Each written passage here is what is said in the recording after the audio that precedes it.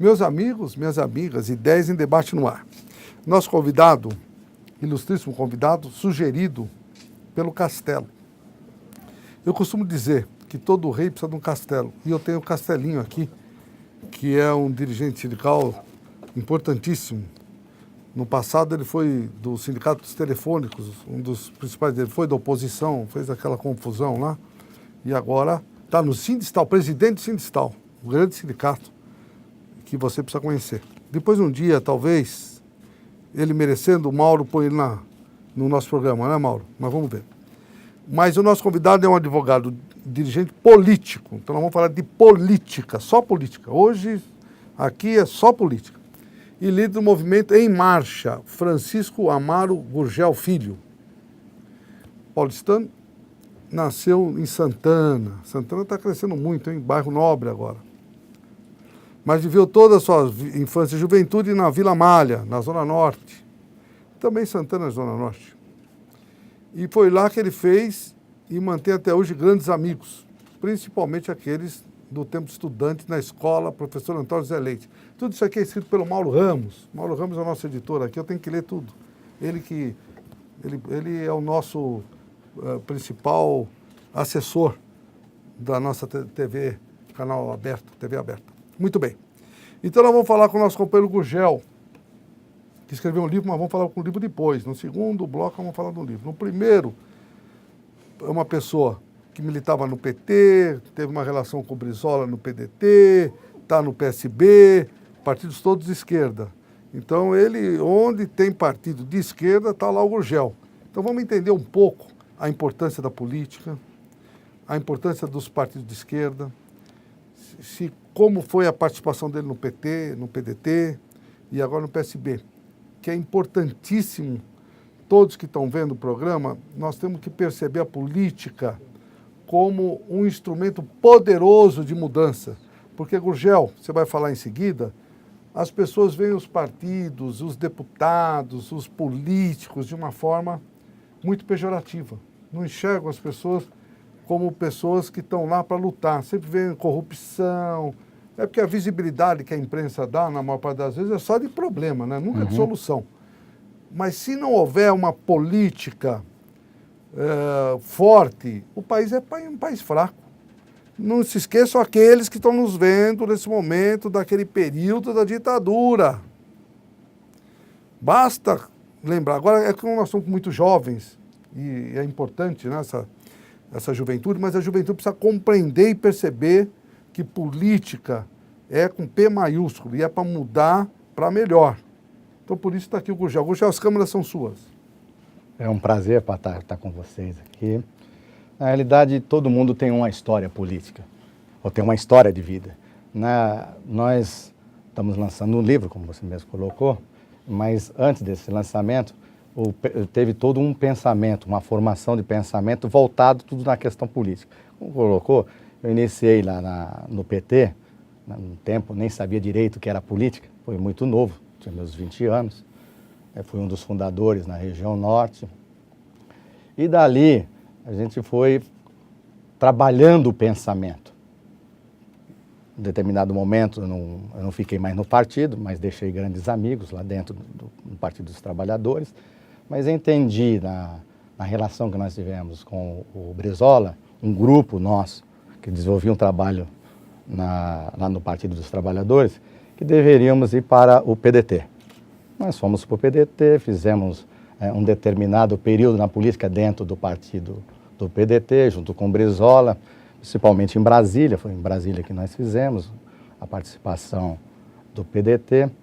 Posteriormente, entendemos que um convite que houve do PSB, do Partido Socialista Brasileiro, eu fui ser dirigente estadual do Partido Socialista Brasileiro, onde até hoje estou fazendo política dentro do partido, mas com uma conotação voltada ao socialismo miscigenado, que é uma tese que nós defendemos do socialismo miscigenado, que é calcada na nossa identidade de povo brasileiro. Nós temos um movimento, que é o Movimento Em Marcha, o MM, que tem a finalidade de revelar a grandiosidade da identidade do povo brasileiro, calcada na miscigenação e na brasilidade, que é o jeito de ser do brasileiro, que é o resultado da miscigenação do povo brasileiro. O povo brasileiro, na sua essência, 99% do brasileiro, na realidade, ele é um povo miscigenado, misturado, mestiço, o nome que queira dar. E, portanto, nós ainda não descobrimos essa condição nossa de povo brasileiro, de povo miscigenado e povo grandioso. Porque nós temos na nossa própria essência a flexibilidade da formação humana.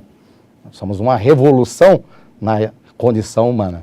Então, estamos indo com o movimento, com essa lógica e dentro dos partidos contribuindo na medida do possível. Mas antes de entrar nesse tema, que vai ser o tema da segunda parte do programa, que é o tema, inclusive, do livro, que é Mensageiros da Miscigenação, muito interessante, e aí vamos conversar na segunda parte bastante sobre esse tema, e não sei, depois aí até você comenta se os Estados Unidos também não é parecido com o Brasil nessa condição, mas aí depois, porque eu acho que tem a questão de índios e africanos e todos os povos europeus, né, também lá. Mas de política, você estava no PT, como você estava comentando. Mas por que você, então, saiu do PT e foi para o PDT? São partidos de esquerda, não é? Mas qual foi o principal motivo? O PT não estava mais atendendo os conceitos que você acredita como os conceitos mais adequados, ou foi por outros motivos? Na realidade, eu sempre fiz política no conjunto, no coletivo, nunca fiz individualmente. O nosso coletivo, do qual eu participava, entendia, mais ou menos foi em 1984, que nós tínhamos que buscar um outro caminho para fazer política. Então a decisão, ela foi coletiva, ela não foi uma decisão individual. Na realidade, até a propositura do PT, nós não tínhamos nada contra, pelo contrário, né? Achamos que foi muito importante, até porque nós participamos nessa construção. Mas foi mais uma decisão de coletivo. O coletivo entendeu que nós deveríamos procurar outro caminho, até porque nós tínhamos, na realidade, na nossa essência interior, nós éramos mesmo brizolistas. Porque nós tínhamos muito a ver com a lógica do Brizola, que eram duas coisas, que era a questão da educação, do Darcy Ribeiro, então aquilo nos pegava muito, e a questão até, inclusive, da reforma agrária, que nós entendíamos mais ou menos naquele tempo, né? Hoje a reforma agrária é um pouco mais complicada, mas naquele tempo, de que deveria se fazer a reforma agrária de fora para dentro, ou seja, das fronteiras para dentro. E havia uma proposta naquele momento, que era você vai fazendo a reforma agrária conforme dá. Nós entendíamos que não dava certo, que para fazer uma reforma agrária no Brasil, nós precisávamos pegar as fronteiras e vir de lado de dentro para fora, que era a mesma proposta do Brizola. E a questão da escola integral tal, tinha muito a ver conosco, né? Nós gostávamos demais do Brizola e isso também nos levou a ir para o lado do Leonel Brizola. Está correto. É apenas até uma curiosidade, mas eu queria sugerir a todos que estão nos vendo nesse momento, tem 2 livros que eu li recentemente, e que dão muito uma possibilidade de compreensão do que nós vivemos hoje, que foi um livro de Getúlio Vargas, é do Lira Neto. O Lira Neto escreveu, já saiu acho que o 2º volume, tem o primeiro, já vai sair o 2º. E do Jean Goulart. Tanto um quanto o outro coloca muito claro a questão partidária naquele momento, que nasceu o PTB. Mas o PTB nasceu com a finalidade dos trabalhadores, é muito parecido com o nascimento do PT. Foi, muito assim. E o Brizola foi um dos principais participantes naquele momento. E a vocação realmente sempre do ponto de vista da educação, principalmente com o Darcy Ribeiro. Darcy Ribeiro foi o papa da educação, como o nosso companheiro Gilberto também. São pessoas que construíram muito, o Gilberto Freire, né? Construíram muito essa questão da educação como o principal tema de mudança no nosso país. E agora nós estamos no PSB, que também é um partido importante. E nós vamos ter eleições. Nós vamos daqui a pouco estar no rápido, mas dá tempo para você falar uns minutinhos. Como é que fica você, que então tem uma relação com todos esses partidos importantes? E 2014, como é que fica o teu grupo? Explica para o pessoal. O nosso grupo, né, em 2014...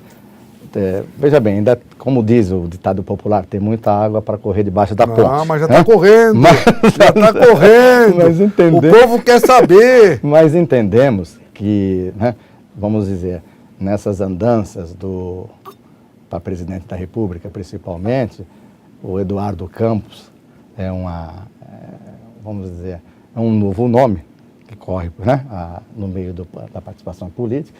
É óbvio que se o Eduardo Campos for o candidato, nós estaremos com ele, né? Nosso partido, estaremos com o Eduardo Campos, esperamos que ele seja o candidato, né? E tem tudo para ser, eu diria assim, uma terceira via, porque nós ficamos ainda muito no foco dos últimos tempos, entre PSDB e PT. Eu acho que a política brasileira não pode ficar só nesse campo, ela tem que ser um pouco mais ampliada. Acredito que o nome do Eduardo Campos é um grande nome, né? Tem uma proposta de avanço para o nosso povo, para a nossa nação, tem tudo para dar certo. Se acontecer de caminhar nesta direção, tranquilamente estaremos com o Eduardo Campos. Isso aí, né? Não tem como não fazê-lo. Né? Bom, como diz, vai rolar muita água, mas as questões estão muito atuais. 2014 já chegou, pessoal. Vamos lá refletindo que já chegou. É fundamental a reflexão para que nós tenhamos um país de inclusão. Não vamos esquecer disso, hein? Agora, o Brasil é importante porque tem essa miscigenação, como nós vamos falar logo em seguida, compreensões distintas, mas sempre o pluralismo e sempre com a vocação do melhor para o nosso país. Vamos fazer um rapidíssimo intervalo e já voltamos. Até já.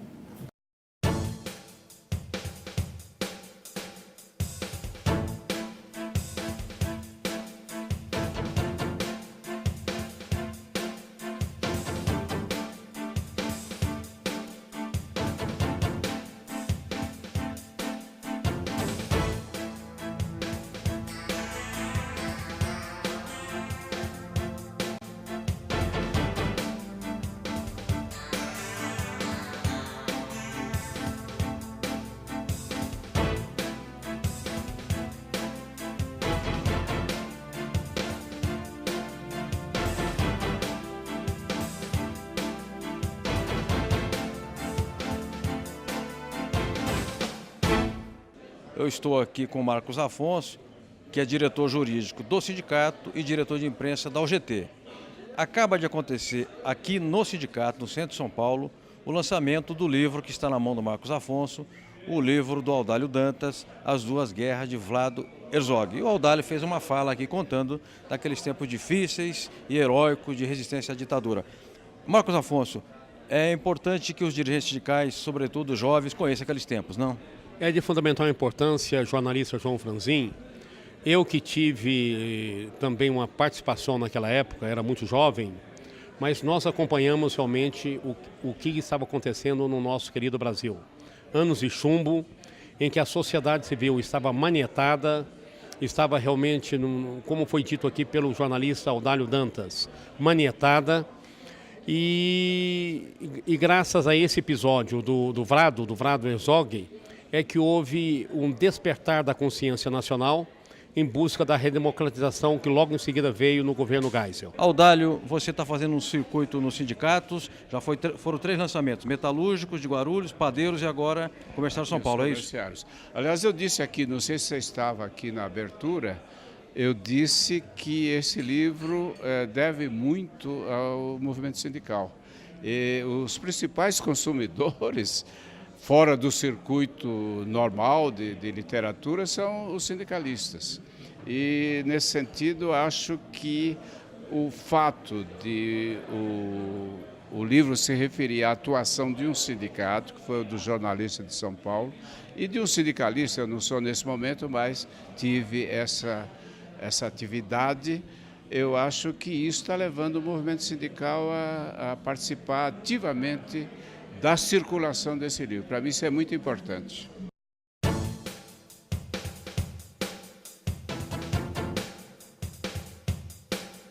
Eu estou no Sindicato dos Comerciários de São Paulo e ao meu lado se encontra José Ibrahim. O Ibrahim é histórico dirigente sindical brasileiro, líder da greve da Cobrasma em Osasco em 68, desafiou a ditadura, pagou caro por isso, foi exilado, foi perseguido, sofreu muito nas mãos da repressão. Mas está aqui do nosso lado, firme, contribuindo com o movimento sindical, porque os verdadeiros combatentes não desistem. Zé Ibrahim, Este livro do Audálio eu considero muito importante porque ele recoloca, paralelamente à morte do Vladimir Herzog, o papel de um sindicato, que foi o meu sindicato de jornalistas, como um elemento fundamental de resistência à repressão e de denúncia da farsa do assassinato. Exatamente. Foi o que eu disse aqui na minha fala, ao Largo do Audálio, porque eu estava no exílio quando ele foi eleito presidente do sindicato. E eu dizia para meus companheiros, eu conheço essa pessoa, sei da história dele e do compromisso. Significa um homem desse, num sindicato como esse, que faz opinião, um sindicato de gente consciente, um homem como ele significa que nós estamos avançando na nossa luta, ocupando cada vez mais espaço e a ditadura se enfraquecendo. Isso é um sintoma evidente desse enfraquecimento, desse debilitamento da ditadura e do nosso avanço ocupando espaço para conquistar a democracia. Então, de fato, o Sindicato dos Jornalistas de São Paulo, a partir da presidência do companheiro Audálio, jogou um papel fundamental no despertar da consciência nacional contra a ditadura e na luta pela democracia. Eu acho que foi um start, foi assim, um agente detonador do processo que levou à redemocratização no país, levou às diretas já, levou ao movimento sindical em geral a se sensibilizar, a ter consciência de que era necessário mobilizar e combater a ditadura até a sua derrotada. Isso nós conquistamos. Então tem esse significado o Sindicato dos Jornalistas de São Paulo. Por isso, essa história. E precisou um homem como como o Vladimir Herzog, entendeu? Ser sacrificado, ser assassinado covardemente pela ditadura para que esse movimento ganhasse mais corpo.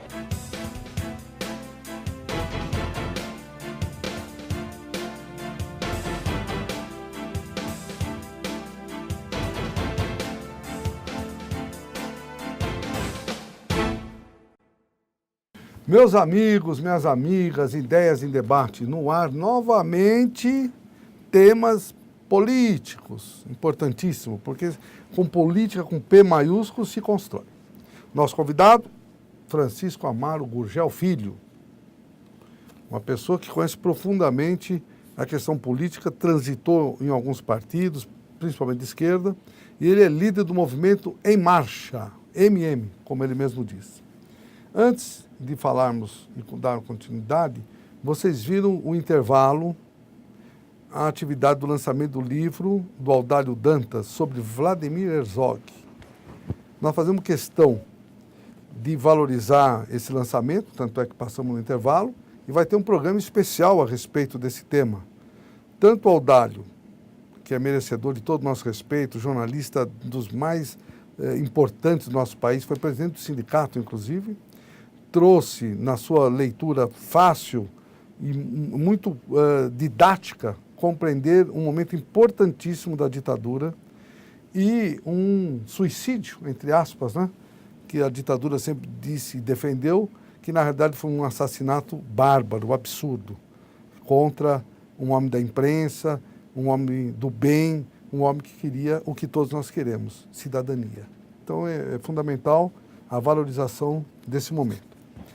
Continuando, e também na mesma característica do livro, eu vou passar, o Ezra, você consegue pegar aqui, Ezra? Esse programa vai, quando tiver ao ar, durante a semana do programa, que vai ao ar, que vai a partir do dia 17, no dia 22 de abril, então aqueles que estão vendo depois do dia 22 de abril, antes, aqueles que vão do dia 17, depois. Importantíssimo livro, que é o que nós estamos comentando rapidamente, Mensageiros da Miscigenação.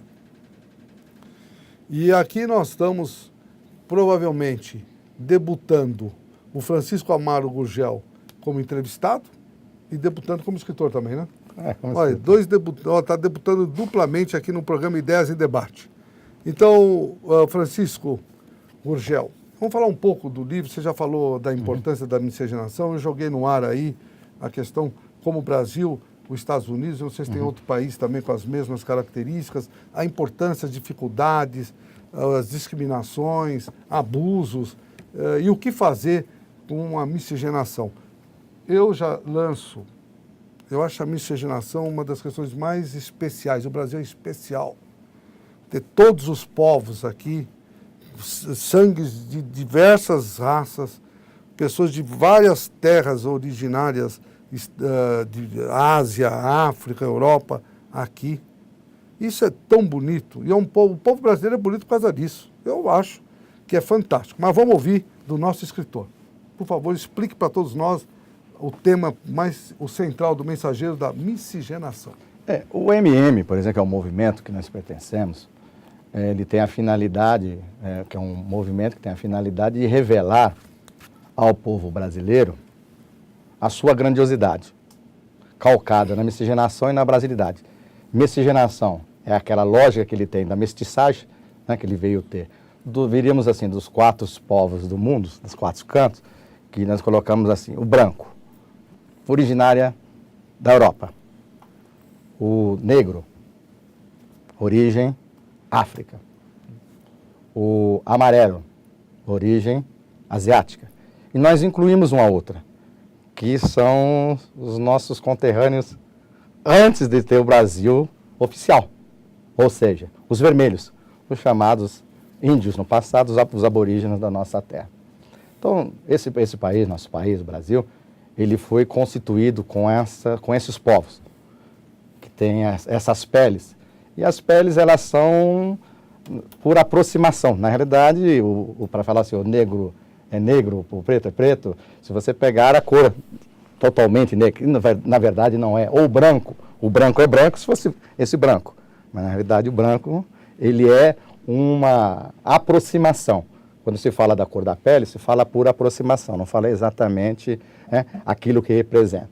E nós entendemos o seguinte, dessa construção desse grande povo, e aí nós falamos da miscigenação e da brasilidade, e o movimento é calcado nessa questão, e o livro também é calcado nessa questão da brasilidade, de colocar isso como um grande legado do povo brasileiro, que inclusive ele tem que ostentar com orgulho e levar inclusive para o mundo essa proposta de mistura de povos. Você colocou no começo, estava colocando, por exemplo, entre o Brasil e Estados Unidos. Eu estive nos Estados Unidos e eu, quando viajo, eu sempre faço questão de dar uma olhada, principalmente nessa questão de constituição do povo, que eu fiz algumas viagens também pelo Brasil, que eu olhei essa questão. A diferença, por exemplo, do Brasil e Estados Unidos é igual, realmente, lá tem vários povos. Povos do mundo inteiro vão para os Estados Unidos. Mas eu vejo a constituição do nosso povo de forma diferente do que a dos Estados Unidos. Por exemplo, nos Estados Unidos existem os diversos povos de diversos países, mas é cada um no seu espaço. Ele não existe a fundição, vamos dizer, essa mistura que o brasileiro fez ao longo do seu tempo. E formou um povo novo.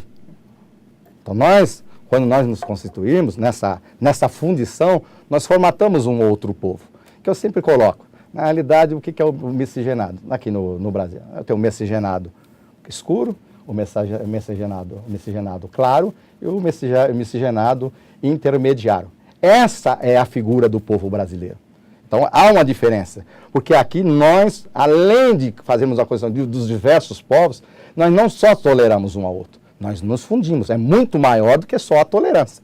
E esse processo de miscigenação é uma propositura, inclusive, para a própria tolerância, para o antirracismo, porque na medida em que você vai construindo o seu povo, e dentro de você sabe que você tem um pouco de si, um pouco de cada povo, você mesmo vai se contrapor contra você mesmo.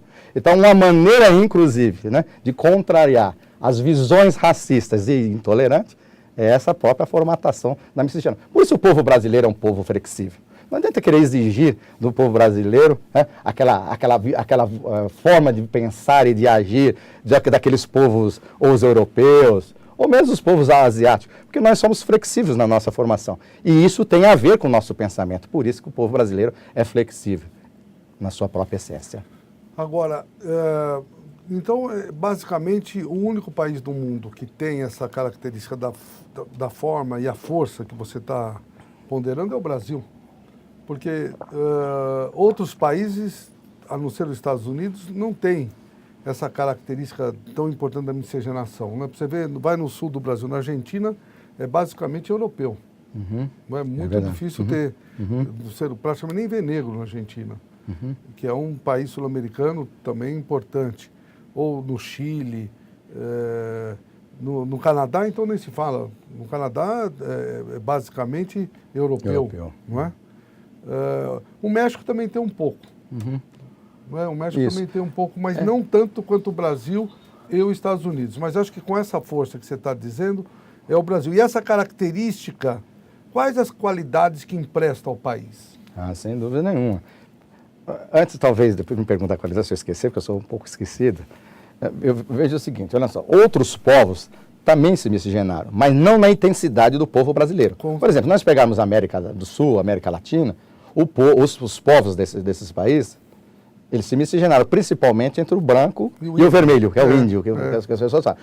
Mas na intensidade do povo brasileiro, dos 4 cantos do mundo, que nos últimos 100 anos entrou o amarelo, que até então não tinha. Era apenas os vermelhos, os brancos e os negros. Mas nos últimos 100 anos para cá, com a vinda dos asiáticos, japoneses, chineses, né? Também começou esse novo processo de miscigenação. Então, na intensidade do povo brasileiro, nós somos atípicos, somos únicos. Né? Mas existiram outros povos, nossos irmãos principalmente da América Latina, de que são também miscigenados. Um povo mestiço, em outras palavras, para facilitar o nome. A característica de um povo como o nosso, ele tem uma grandiosidade muito, muito visível, qualquer, que é a própria forma dele ser, que é completamente diferente. Que nós chamamos, inclusive, essa forma de ser, que é o miscigenado mental.